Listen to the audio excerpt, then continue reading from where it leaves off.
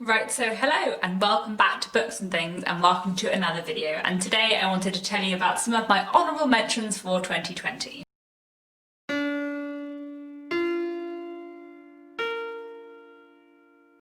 So when I did my favourite books of 2020 and spoke about my 20 favourite books of 2020, I mentioned that originally I had had a much longer list that I had had to whittle down, and a few people mentioned that they would like to see that longer list, so I thought I would do a video today on some of my honourable mentions and talk about some of the books that I read in 2020 that I really loved, that just I didn't love quite as much as those 20 books that were on my favourites list. I read a lot of really great books in 2020, so there are quite a lot of books on this list that I'm excited to talk to you about.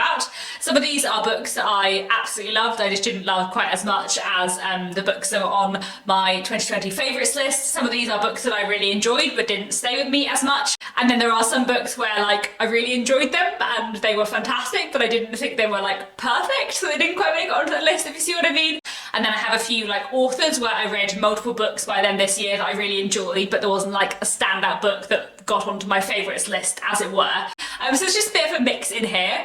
I'm not going to rank these books today because I think that would just be a bit too hard. I'm just going to go through the classics, honourable mentions, and then the contemporary ones. I've got one non-fiction to mention at the end. So starting off with the classics, the first book I want to mention that I really enjoyed in 2020 was Armadale by Wilkie Collins, which is a Victorian classic that I really enjoyed. This is the sixth book I've read by Wilkie Collins and it is one of my favourites so far. And this is a sensationalist novel with a very exciting dramatic plot, and it tells the story of two young men who happen to have the same name and the complicated history between their families that means that they have the same name, and the growing friendship between them, and also a scheming woman who threatens to tear that friendship apart. The characterisation in this was really good. I really enjoyed the plot. It was gripping and great fun, and the kind of villainous woman, Lydia Gwilt, in this novel is just wonderful, so I really enjoyed that one. The next book I want to mention is A Passage to India by Ian Forster. I really enjoy Ian Forster's work, and this was no exception. This is a book from the 1920s, and it is set in India in sort of the dying days of the British Empire, really. And we're following various characters, including a young woman who has come to India with an elderly friend of hers, because she's considering marrying this elderly friend's son. And then we're also following a man called Dr. Aziz, who is an Indian doctor, and his relationship with these characters when he meets them, and also with an English friend of his. And it's basically looking at all the complicated dynamics between these people and what happens when one day an event happens that changes how all of them see each other, I suppose. I really enjoyed this one. It was clever and interesting and made me think a lot, and yeah, I just highly recommend Ian Forster. The next one I want to mention is The Woman Novelist and Other Stories by Diana Gardner. This is a short story collection, mostly from the 1930s and the 1940s. I really enjoyed the stories in here. They're sort of feminist and interesting and kind of picking apart 1930s and 40s society in a way that I really enjoyed.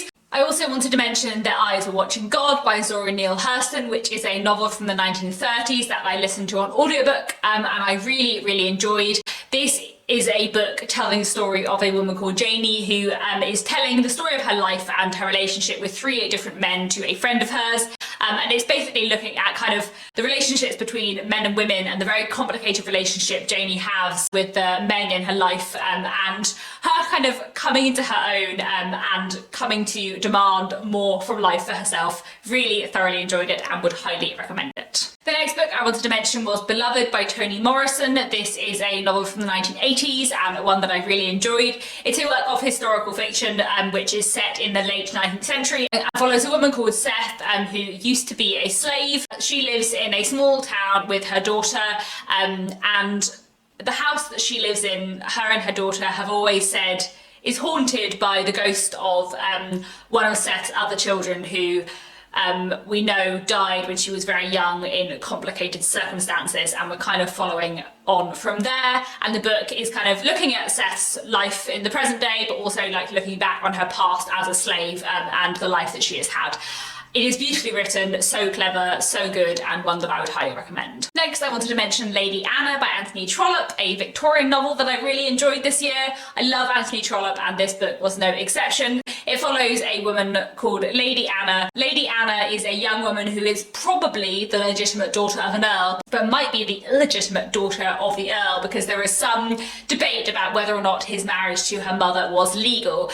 And when all this debate is going on, she falls in love with a young man who is a tailor, but as it becomes increasingly likely that she is going to be proved to be the legitimate daughter of the earl, all of her family become very dismayed by the fact that she might, as the daughter of an earl, as Lady Anna, marry a tailor. And it's all about love and loyalty and the complexities of the class system in Victorian Britain, and I really highly recommend it. This year I also read The House of Mirth by Edith Wharton, which I really enjoyed. This is a wonderful early 20th century American novel looking at a woman called Lily who is sort of in and outside of society. She is in the kind of upper class world, but she doesn't have that much money, and she's feeling increasingly like she doesn't really know what to do with her life, that really she needs to find someone to marry, otherwise she's never going to be able to support herself. It's all about the kind of constraints imposed on her by her society.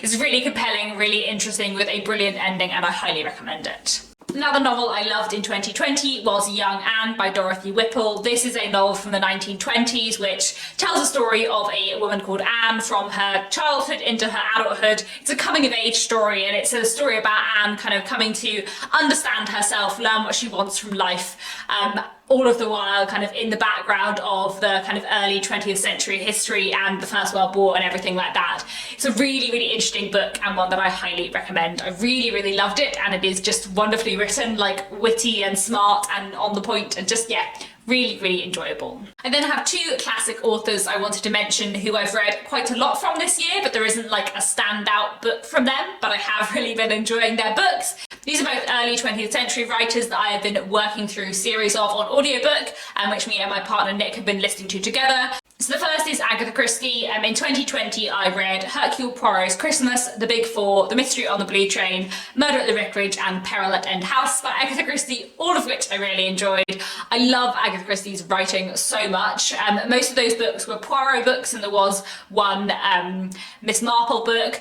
I really like Agatha Christie's series, especially the Poirot series. Poirot is hilarious. I really enjoy his characterization, and I really enjoy working my way through that series and just discovering more about Poirot as a character, as well as getting a lot of satisfaction from the murder mysteries.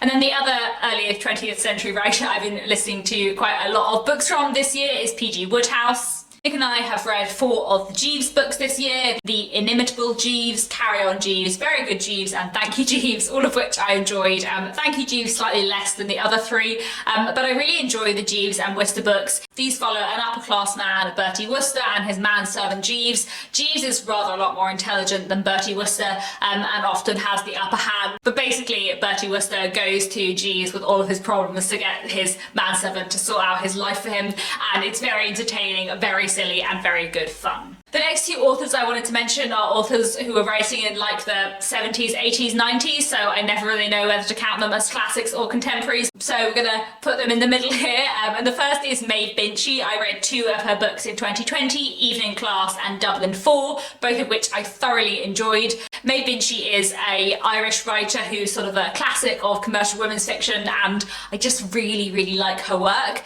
So Evening Classes is a much longer book, which is sort of a novel told in the series of interconnected short stories, and all of the stories / chapters kind of centre on individual characters who are attending this Italian evening class, and then we kind of get to find out more about all the different people in this class, and then at the end kind of find out a bit more about all of their kind of stories coming together. I really, really enjoyed it. And then Dublin 4 is a collection of short stories with 4 stories set in the postcode Dublin 4, which are unconnected but just really interestingly look at kind of Irish life and social issues in the late 20th century. Just really, really enjoying Maeve Binchy. I cannot wait to read more by her in the future. Another author I read quite a lot of in 2020 was Diana Wynne Jones. I read 4 of her Chrestomanci books in 2020. I read Charmed Life, The Magicians of Caprona, Witch Week, and The Lives of Christopher Chant, all of which I really enjoyed. These are a middle grade series from the 70s and the 80s, and I really, really enjoy them.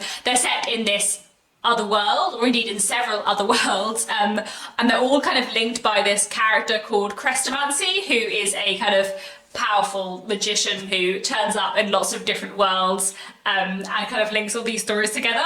They're really good fun. They're quite like silly and witty, but also with a lot of like really interesting characters and a lot of fun magic and fun world building. So yeah, highly recommend Diana Wynne Jones. And then a bunch of contemporary books that I really enjoyed in 2020. One is Number 11 by Jonathan Coe. This is a slightly weird book told in lots of different parts, all of which are kind of centering on and bringing together two characters, two childhood friends, and we're basically looking at their relationship through time, but also the way that they both get caught up in various political and social events of the early 21st century. It's a really interesting read, and I highly recommend the works of Jonathan Coe. This year I also really enjoyed Ruin's Wake by Patrick Edwards. This is a science fiction novel set in a totalitarian world, and we're following three different characters and all of the different ways in which their plot lines come together. It's a really compelling science fiction novel that I really enjoy, with a lot of like interesting world building and political science fiction in it, and it's one that I highly recommend. I also read Take Nothing With You by Patrick Gale, which I loved. You may remember that Rough Music by Patrick Gale was in my top books of 2020, and I was really like debating over which book got into the top 20 because I really loved both of them, but I think I slightly loved Rough Music more. Take Nothing With You follows a man who is going into hospital for some cancer treatment, which means he has to be isolated in a room on his own for 24 hours, and during this treatment he is kind of thinking about his life, and he's looking back on his childhood growing up in Weston-super-Mare in the 70s, his complicated relationship with his parents, him learning to play the cello, and what happened when the kind of very different life of his cello teacher collided with the life of his parents in just a wonderful way. It's such a brilliant book. I love the way that Patrick Gale writes about music and family and growing up, and it's a wonderful coming of age story as well as a beautiful book about music, and I highly recommend it. I also wanted to mention The Other Bennet Sister by Janice Hadlow. This is a novel which is a retelling of Pride and Prejudice, focusing on the character of Mary Bennet. I have slightly mixed feelings on this book because this was definitely one of my most enjoyable reading experiences of the year. Like, I loved it so much when I was reading it. I had so much fun reading this book and discovering all about Mary's life, you know, going over bits of Pride and Prejudice, but also her like finding her own self, like sort of a coming of age story, her finding a love story for herself, you know, Mary learning to believe that she could be as worthy of happiness as her sisters. I loved all of that stuff, and it was such an enjoyable read. But it hasn't really stayed with me as much as I thought it would when I read it. And also, like, looking at it, I think it's a bit flawed. Like, I think this book is too long. I think the middle section should have been cut down quite a lot. I feel like this book could have been better than it is, but also I did so enjoy reading it. So it deserves its place in this video, and I do recommend it. But it's one of those weird ones where I definitely really enjoyed it, but also I don't think it's one that will stay with me or that I'll reread in the future. Next, I want to mention Royal Assassin by Robin Hobb. This is a fantasy book. It is the second book in the series that began with Assassin's Apprentice, which I read previously. I really enjoyed this one. I listened to it on audiobook earlier in the year and just loved it. I'm not going to talk too much about it because it is the second book in a fantasy series, but I really enjoy the way Robin Hobb writes. It's one of those fantasy writers that just perfectly combines like beautiful writing, wonderful characters with fantastic world building, a fantastic magic system. And I just really enjoyed this book. I really enjoy all the like political intrigue of this series, as well as the magic and the kind of coming of age story of this interesting main character. They're just wonderful books that I absolutely love. Can't wait to read on with the rest of the series. I also want to mention What Kitty Did Next by Carrie Cableen, which is another Pride and Prejudice retelling, focusing on a neglected Bennet sister, this time Kitty Bennet rather than Mary Bennet. I really love this one, and I actually enjoyed it more than the other Bennet sister. What Kitty Did Next is a story about Kitty Bennet and her life after Pride and Prejudice, her interaction with the characters around her, and her kind of like coming into her own, and learning that she has an identity apart from her sister Lydia, who she's so often been in the shadow of. I really enjoyed that element of the book, but I also enjoyed the little bits of love story, and also the fact that this book was so much more than a love story. How much of it is about family and friendship. I really enjoyed the portrayal of Mr. Bennet in this. I thought that was really done well. I really liked the complexities of Kitty's relationship with Elizabeth, and also the complexities of her relationship with Georgiana Darcy, who she becomes friends with in a way that I just found quite believable. I just really enjoyed it. I thought it was a really fun read that felt very true to Pride and Prejudice to me, and that I would highly recommend, and is very underrated, especially in comparison to the other Bennet sisters, so highly recommend that one. Another book I wanted to mention today is The Unconsoled by Kazuo Ishiguro. This is a wonderful, weird, bizarre novel that is somewhat dreamlike and follows a man who is in a mysterious town to perform a piano concert, but also lots of people from his past keep showing up in a slightly dream-like way. It's bizarre and wonderful, and I just really enjoyed it. I also wanted to mention Don't You Forget About Me by Vari McFarlane, which was a rom-com that I read this year and really enjoyed.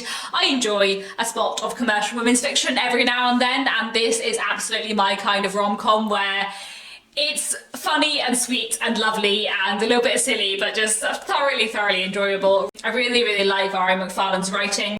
And basically this book follows a woman who is hired for a new job and finds out that her new boss is her first love from secondary school, but he does not seem to remember her at all, and everything goes on from there, and it's kind of lovely and delightful, and yeah, highly recommend it. I also wanted to mention Little Fires Everywhere by Celeste Ng. I really enjoyed this book. It was a really compelling read. I really like Celeste Ng's writing style. I think the way she writes and the precision with which she writes is something I absolutely love. I didn't quite love this as much as Everything I Never Told You, but I did really enjoy this. Basically, this is set in this kind of very perfect American town where everything seems to be perfect on the surface, and we're following this family who seem to be completely perfect on the surface. Parents, 4 children, very nuclear, everyone's very popular, lots of money, everything's going well, and then they become friends with this other family who move into town, this mother and daughter who are very different to them, and everything kind of spirals from there in a very complicated way. I really enjoyed this. It's a very interesting read, and yeah, highly recommend it. I also wanted to mention An Atlas of Impossible Longing by Anuradha Roy. I really enjoyed this book. It is set in a small town near Bengal, following characters from sort of each generation of a particular family, including a boy who is kind of adopted into the family in a kind of Wuthering Heights-esque way. I feel like there were some serious Wuthering Heights Bronte vibes going on in this book, which I thoroughly enjoyed, and it's a really interesting historical fiction, really powerful, wonderful characterization, complicated character dynamics, and I just really enjoyed it. Highly recommend it. Anuradha Roy is a wonderful writer. I also wanted to mention 2 books by the author Helen Dunmore. I really like Helen Dunmore, and I read 2 books of hers towards the beginning of this year that I really enjoyed, one of which was The Lie and one of which was Birdcage Walk. The Lie is set in the 1920s and it follows a young man who is suffering from shell shock after the First World War,